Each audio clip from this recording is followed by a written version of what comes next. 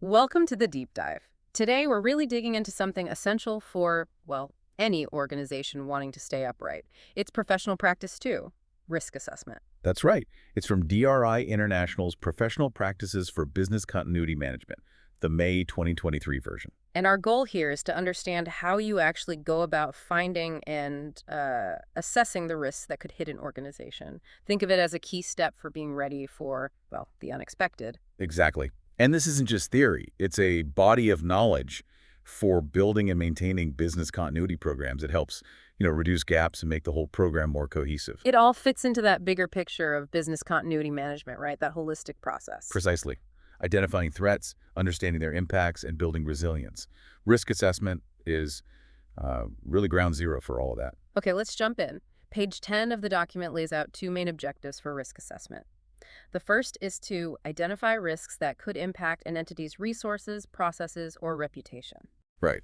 And impact is the key word there. Yeah. We're talking people, IT, supply chains, facility. My reputation, too. That's a big one. Oh, huge. So this first objective is about casting a really wide net. What could possibly go wrong and affect these vital things? Don't miss anything. Try not to, yeah. It's about being comprehensive. And the second objective? That's to assess risks to determine the potential negative impacts, enabling the entity to determine the most effective means to reduce them. So step 1, find the risks. Step 2, figure out how bad they could actually be. Exactly. It's not just listing potential problems. Yeah. It's about understanding the consequences. If risk X happens, what does that actually do to the business? Because you can't fix everything at once. Precisely. This assessment drives prioritization. Where do you put your limited resources for the biggest protective effect? It informs those crucial decisions. Okay, that makes sense. Now, the document also outlines the role of the BCM professional in this. 7 key roles, again starting on page 10. First up, work with leadership and any risk management groups to gain agreement on a risk assessment methodology. Yes. Collaboration is key right from the start. You need a consistent approach. Why is that agreement on methodology so vital? Can't people just, assess risks in their own way? Well, you could, but then how do you compare? How do you get an overall picture? Different teams using different scales or criteria, it just creates confusion. You get apples and oranges. Exactly. Yeah. You need a standard yardstick. Plus, getting leadership buy-in early means the assessment aligns with strategic goals and how resources are actually allocated. It prevents the whole thing from being just a side project. Right. Okay, rule number 2. Identify, develop, and implement information gathering activities across the entity to identify risks. Sounds like detective work. It kind of is. It means actually going out and talking to people, sending out surveys, maybe running workshops. Getting input from everywhere. Yes. Tapping into that collective knowledge across different departments, operations, IT, HR, legal. They all have different perspectives on potential threats. It's about building a complete picture. Then rule 3. Determine the probability and impact of the identified risks. This is where the assessment part really kicks in. Yeah, moving from what could happen to how likely is it and how bad would it be. How do you determine probability? Is it just a guess? Sometimes it involves expert judgment, so sort of a structured guess, you could say. That's more qualitative, high, medium, low. Okay. But ideally, you also use quantitative methods if you have the data. Historical incident rates, statistical models, trying to put a number on it. But the key is consistency in how you measure both likelihood and impact. Got it. Rule 4. Evaluate the impact of risks on those factors that are essential to conducting the entity's operations. It specifically calls out personnel, IT, communications, and logistics. Because those are often the absolute bedrock, right? Yeah. If your people can't work, your systems are down, you can't communicate, or you can't move stuff. You're basically stopped. Pretty much. So focusing on how risks affect these core pillars helps you understand the potential for major disruption. It helps zero in on the most critical vulnerabilities. Makes sense. 5th rule. Identify and evaluate the effectiveness of controls employed to reduce the impact of exposures. So looking at what you already have in place. Exactly. What defenses are already up? Firewalls, backup power, safety procedures, insurance. Things you might take for granted. Sometimes, yeah. This step is about asking, okay, we have these controls, but how well do they actually work? Are they really reducing the likelihood or the impact as much as we think they are? Finding the gaps. Finding the gaps, or maybe finding controls that aren't performing as expected. It's a reality check. Okay, number 6. Document and present the risk and vulnerability assessment and recommendations to leadership for approval.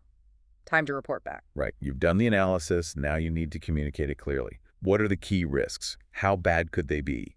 What do we have now? And crucially, what do we recommend doing next? And just listing findings isn't enough, is it? No, not at all. You need clear, actionable recommendations. And importantly, you often need to show the why, maybe a cost-benefit analysis. Why is investing in this new control worth it? It's about making the case for action. To get that crucial approval. Exactly. And the final role, number 7, request approval from leadership to develop the entity's risk appetite for ongoing risk assessment. This really drives home that risk assessment isn't a one-and-done project. It's continuous. It has to be. The risk landscape changes. So defining the organization's risk appetite, how much risk it's fundamentally willing to accept, provides a guiding framework for all future risk decisions. It embeds risk thinking into the culture. Okay, so those are the roles. Now let's dive into the specific risk assessment activities, pages 10 to 12. Activity 1 circles back to that first role. Work with leadership to gain agreement on a risk assessment methodology. What are the nuts and bolts here? This is where you lay the groundwork. You need to understand internal drivers like strategy and external ones like regulations. Compliance stuff. Yeah, absolutely. Then you have to actually agree on the methodology. Will be qualitative, quantitative, a mix. What's the risk appetite, the threshold where risk becomes unacceptable? Defining the rules of the game. Precisely. And checking data reliability is key too. Are the numbers we're using any good? Selecting tools, setting up measurement criteria for probability, impact, control effectiveness, those all part of establishing that solid, agreed-upon foundation. Okay, foundation set. Activity 2. Identify, develop, and implement information gathering activities. The detective work we mentioned. How do you structure that? Well, first, decide how you'll gather info surveys, interviews, workshops, document reviews. Then collaboration is huge.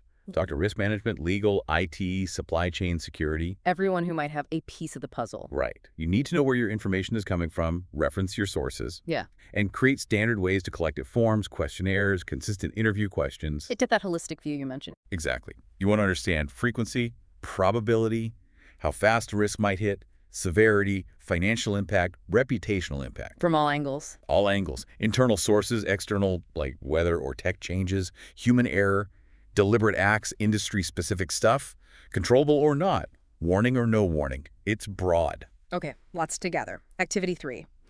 Determine the probability and impact of the identified risks, the evaluation step. Yeah. Now you take that list and start sizing things up. You need a method to evaluate frequency, likelihood, speed of onset, severity, overall impact, and any warning signs. How do you categorize the impacts? The guidance suggests categories like workforce availability, supply chain, cybersecurity, IT systems, service delivery, facility damage, reputation, legal, regulatory, basically all the ways a business can get hurt. And distinguishing controllable risks from uncontrollable ones. Yeah, that's useful too. What can we actually influence versus what do we just need to prepare for? Gotcha. Activity 4. Evaluate the impact of risks on those factors that are essential.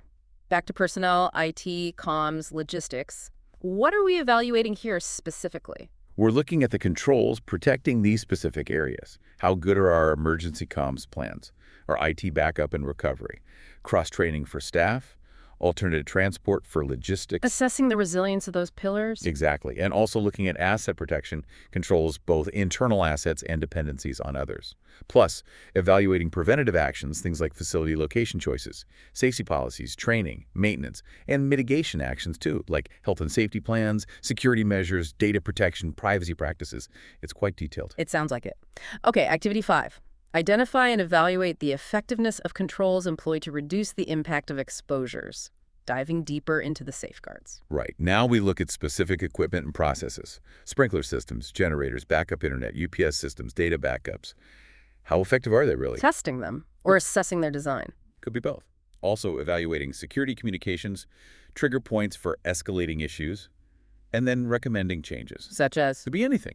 Better physical protection barriers, alarms, access controls, maybe a vulnerability assessment of the building's location, beefing up cybersecurity, better data protection like air gapping, improved monitoring, refining policies, procedures, communication, training, using checklists, getting redundant utilities, improving how you work with external responders. Lots of potential improvement. Always. The goal is to reduce that potential impact. Okay, activity 6. Document and present the risk and vulnerability assessment and recommendations to leadership, making the case again. Yep. Formalize it. Prepare a standard report. Clearly lay out the risks, the exposures, how well existing controls work, and importantly, recommendations for new controls. Including the why. Definitely. Cost benefit is usually expected. Prioritize the recommendations, what's most urgent or impactful, and maybe suggest risk transfer options, like insurance. So leadership can make informed decisions. That's the whole point. Get their approval to act. And finally, Activity 7. Request approval from leadership to develop the entity's risk appetite to use as a basis for the management of an ongoing risk assessment process. Closing the loop. And setting up for the future. The key here is documenting what leadership decides. Do they accept certain risks, defer action, explicitly not accept a risk? That documented appetite becomes the guide. It becomes the benchmark for the ongoing process. It keeps everyone aligned on how much risk is acceptable as the organization moves forward. It makes risk management a living process. Okay, we've covered a lot of ground there. Wrapping this up, what's the main thing listeners should take away about risk assessment? I think the core message is that it's a systematic and proactive process. You're not crystal ball gazing. Right. You're methodically identifying what could go wrong, figuring out how bad it could be, checking your current defenses, and making smart choices to improve your resilience. And it absolutely requires collaboration and leadership support. Definitely. And understanding this, even just the overview, gives you a really solid framework for thinking about organizational preparedness. It's fundamental stuff. It really is. And here's something to mull over. Think about how interconnected all these activities are. What happens if your information gathering in Activity 2 is weak? Uh-oh. Garbage in, garbage out. Pretty much. How does that affect your ability to accurately judge probability or impact later on, or even evaluate your controls properly? What are the common blind spots, the assumptions organizations make without even realizing it? That's a good point. Where might the process break down without careful attention at each stage? Food for thought. Maybe consider how you could apply some of this thinking, even informally, in your own world. What are your risks? How prepared are you? It's all about building that preparedness mindset. Absolutely. Well, thanks for joining us for this deep dive.